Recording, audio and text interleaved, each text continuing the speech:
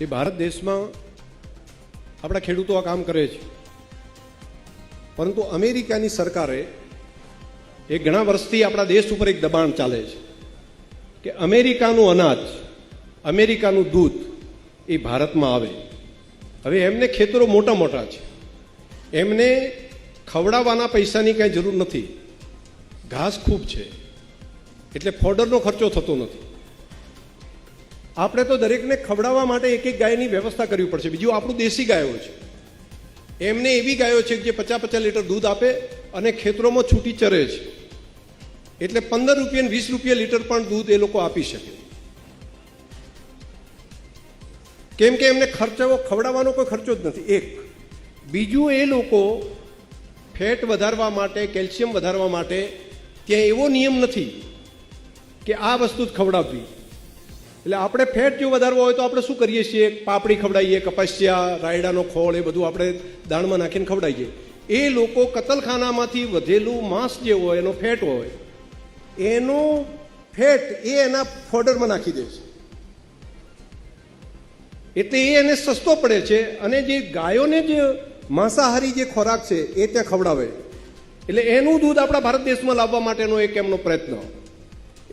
Calcium જોઈએ તો શું કરે? કેલ્શિયમ ખવડાવવું હોય તો આપણે પથ્થરની ખાણોમાંથી લઈને કેલ્શિયમ ખવડાવીએ. એ લોકો શું કરે? હાડકાં જે આવ્યા હોય તો હાડકામાંથી જે કેલ્શિયમ બને એ જ એના ફોડરની અંદર નાખી દે છે. એવું દૂધ ભારતમાં નાખવા માટે અમેરિકા જબરદસ્ત દબાણ કરી રહ્યું છે. જો આ ચાલુ રહે તો ભારતનો ડેરી ઉદ્યોગ બંધ થઈ જાય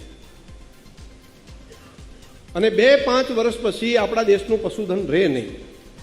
એવું જ ખેતીના પાકોમાં પણ છે.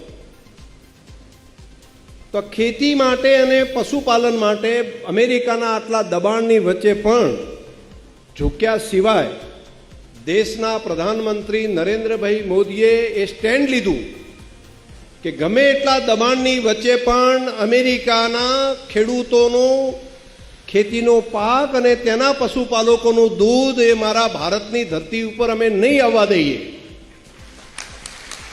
આવો ઐતિહાસિક નિર્ણય એમણે કર્યો અને દુનિયાના જગત જમાદારની સામે ઝૂક્યા વગર